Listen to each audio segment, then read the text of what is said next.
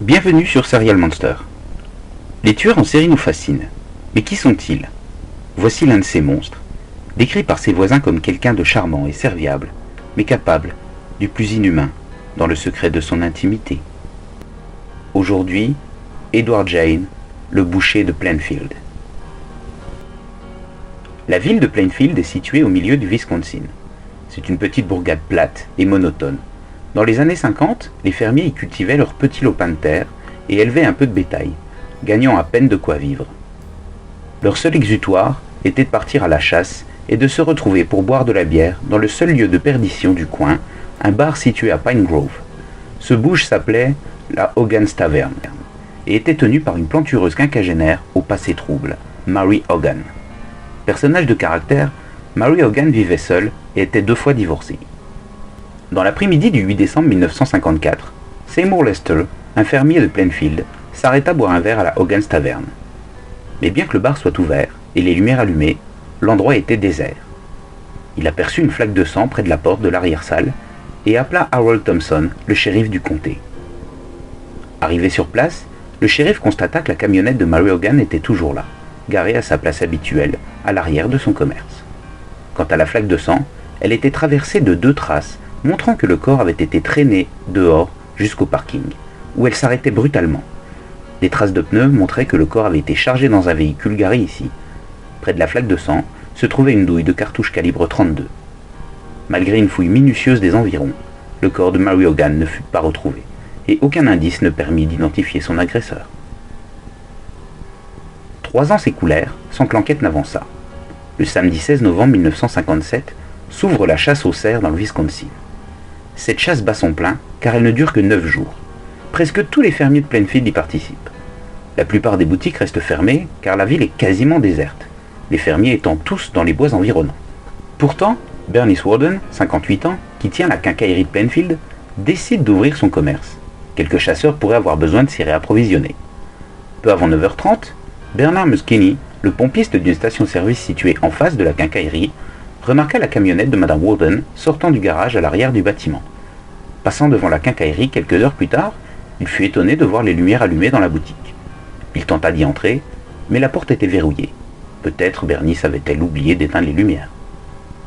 Au coucher du soleil, Frank Warden, le fils de Bernice, rentrant bredouille de sa journée de chasse, s'arrêta à la station-service. Muskini lui raconta que la camionnette avait quitté la boutique tôt ce matin. Frank en fut très surpris et les 2 hommes décidèrent d'aller voir à la quincaillerie. La porte était toujours fermée à clé et les lumières allumées.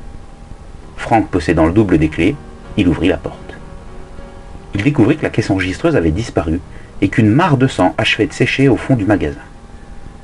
Frank Warden était shérif adjoint de Plainfield et en attendant l'arrivée du shérif, il fouilla minutieusement la boutique.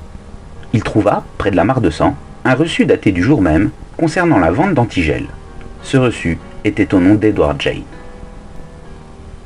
Edward Jayne était un fermier de Plainfield âgé de 51 ans.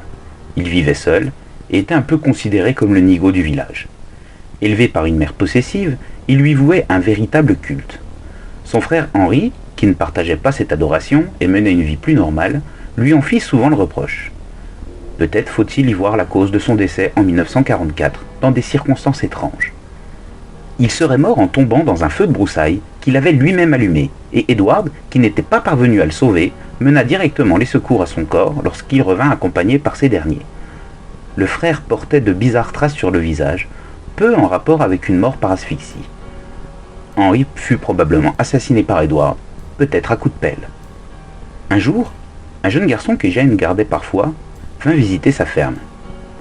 Il expliqua ensuite qu'Ed Jayne lui avait montré des têtes humaines qu'il gardait dans sa chambre. Il lui avait affirmé que ces têtes réduites venaient des mers du Sud, des reliques de chasseurs de têtes. Lorsque le jeune garçon raconta son expérience, il ne fut pas pris au sérieux. Mais quelques semaines plus tard, 2 autres garçons rendirent visite à Ed Jayne et virent eux aussi des têtes de femmes, pensant qu'elles étaient juste des costumes d'Halloween. Après la découverte du reçu d'Ed Jayne, la police se renda à sa ferme, mais celui-ci était absent. Jayne n'avait pas d'amis. Ils supposèrent donc qu'il était chez son cousin, Bob Hill, chez qui ils se rendirent directement. Ils avaient raison, et découvrirent Jayne dans sa voiture, prêt à rentrer chez lui. Ils l'arrêtèrent sur le champ. Bob Hill déclara qu'il était passé voir Ed Jayne dans l'après-midi, accompagné de sa sœur Darlene.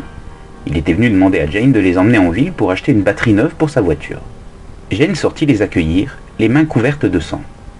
Edward leur dit qu'il était en train de vider un cerf, ce qui étonna Bob Hill, car Jane avait toujours affirmé que les travaux de boucherie le dégoûtaient. Après s'être rendu dans sa ferme pour se laver les mains, Jane les accompagna en voiture. Pour le remercier, la mère de Bob Hill avait invité ce dernier à dîner le soir même. Le reçu retrouvé sur les lieux du crime ne faisait que confirmer les soupçons de Frank Warden concernant Ed Jane. Sa mère s'était déjà plainte auprès de son fils à plusieurs reprises ces derniers temps.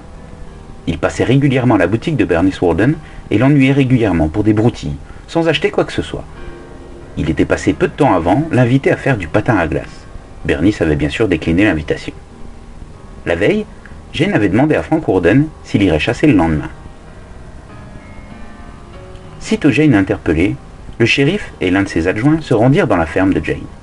Ils décidèrent de forcer la porte de l'annexe de la cuisine, ajoutée pour agrandir la maison.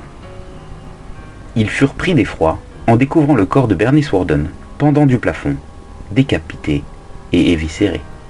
Il régnait dans la maison de Jane un désordre inimaginable. C'était à se demander comment un être humain pouvait vivre ici. Mais l'horreur ne s'arrêta pas à la découverte du corps mutilé de Bernice Warden. Plusieurs crânes humains furent retrouvés dans la cuisine, intacts ou sciés en deux, en guise de bol ou de bougie. Une chaise dont l'assise était faite de lambeaux de peau humaine, des abat-jours, des corbeilles à papier, un fourreau de couteau, un tambour, un bracelet, des rideaux, des gants, faits eux aussi dans ce matériau morbide.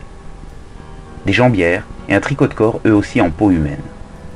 Des morceaux de corps humain rangés dans des boîtes, sur une étagère, et 9 masques mortuaires, détachés de leur crâne et remplis de papier journal. 4 de ces masques étaient accrochés au mur au-dessus du lit d'Edward Jane. Lit sur lequel 2 crânes faisaient office de haut de pied de lit.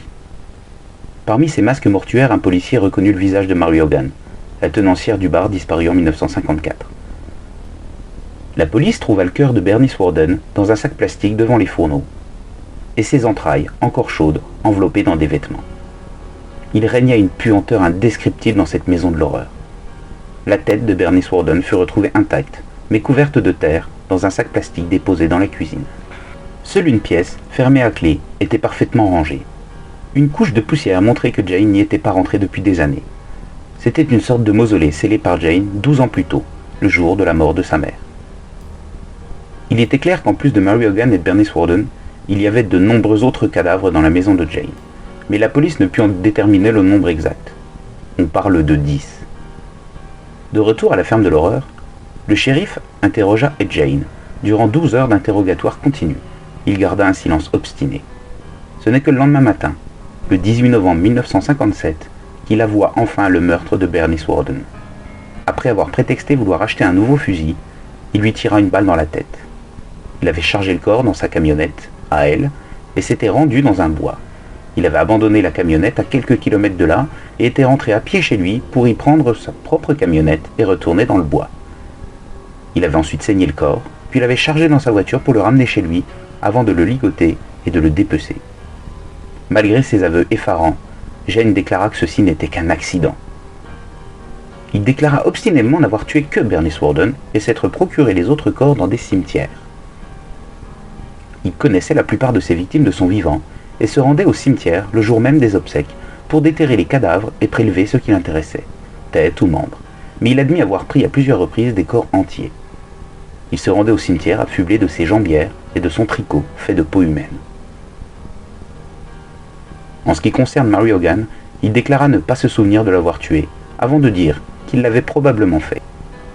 Il fit une liste des personnes dont il avait violé les sépultures et des vérifications prouvèrent ses dires. Certaines tombes furent retrouvées vides et certains cadavres amputés. Jane déclara vouloir ramener sa mère à la vie grâce au corps d'autres femmes.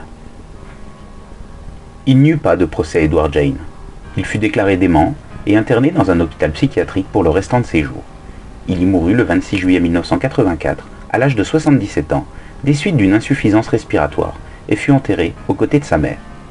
Sa pierre tombale fut volée et sa tombe profanée à plusieurs reprises. En mars 1958, la ferme de Jane devait être vendue aux enchères. Mais cela ne se fit pas, car un incendie criminel la détruisit au soir du 20 mars. L'ironie du sort voulut que Frank Warden, fils de Bernice, fit partie des pompiers qui tentèrent d'éteindre l'incendie. La voiture d'Edward Jane fut vendue aux enchères et achetée par un certain Gibbons pour 760 $. Il la présentait dans des foires, cachée sous une tente, et faisait payer 25 cents pour la voir. Le premier jour, il attira 8000 spectateurs et empocha 2000 $, soit 3 fois le prix qu'il avait payé la funeste voiture. Mais cette macabre exposition fut vite interdite par la police, et la voiture disparut corps et biens. On ne sait pas ce qu'elle est devenue. En 1960, d'autres restes humains furent retrouvés dans un charnier près de chez Edward Jane. On estime à 15 le nombre de cadavres, en plus de ceux de Mary Hogan et de Bernice Warden, retrouvés dans la ferme de Jane. Mais il est probable que le nombre de personnes tuées par Edward Jane soit plus important que 2. On le soupçonne aussi d'avoir tué son propre frère Henry. D'autres mystérieuses disparitions autour de Plainfield furent attribuées sans preuve toutefois à Jane. Celle d'une fillette de 8 ans en 1947, d'un chasseur et de ses 3 chiens en 1952, et d'une adolescente en 1953. L'épouvantable affaire Edward Jane inspira à la fois les scénarios de Psychose, de Massacre à la tronçonneuse et du Silence des agneaux. En 2001 sortit un film sur Edward Jane, Ed Jane, le boucher. Ce film assez proche de la réalité comporte toutefois quelques inexactitudes. Il fait de Jane un cannibale et réduit ses crimes sur quelques mois, alors qu'il s'étale sur plusieurs années. Les tueurs en série nous fascinent. Mais qui sont-ils? C'était l'histoire de l'un d'eux, décrit par ses voisins comme quelqu'un de charmant et serviable, mais capable du plus inhumain dans le secret de son intimité. À bientôt sur Serial Monster.